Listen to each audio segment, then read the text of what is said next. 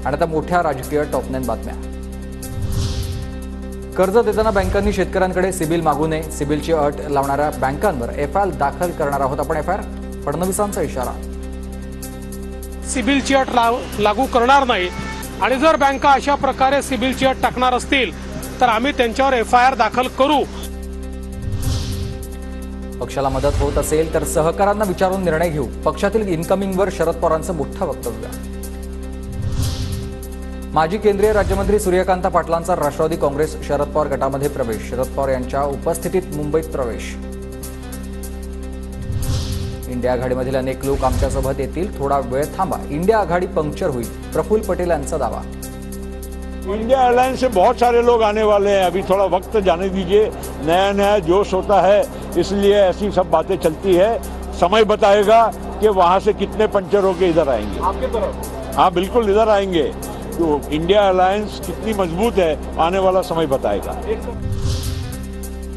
किती वेळा इकडून तिकडे तिकडून इकडे जायचं, शरद पवारांनी सहकार्य केलं, पण अजित पवार आज अडचणीत, त्यांना सोडून जाणार नाही, झिरवळांची भूमिका।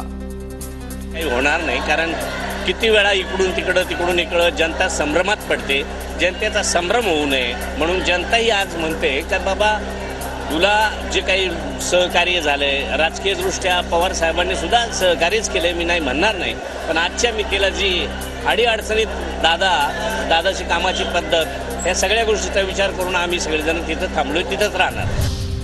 ना सरसकट ना एकटा, आमच्यातील कोणीही जाणार नाही, अजित पवारांवर सर्व आमदारांची श्रद्धा, सुनील तटकरे यांचं हे वक्तव्य।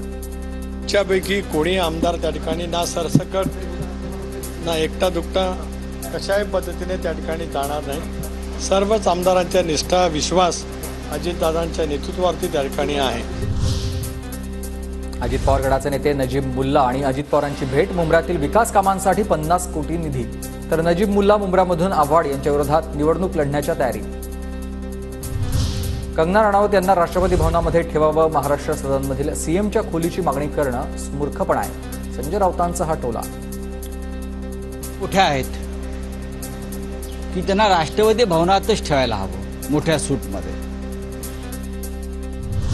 कंगना राऊतांसारख्या आता बॅकडोर एंट्री घेतलेल्या खासदार नाहीयेत, संजय राऊतांच्या टीकेवर नितेश राणेंचं उत्तर। गेलेल्या खासदार आहेत, तुमच्यासारख्या बॅकडोर एंट्रीवाले खासदार नाही आहेत।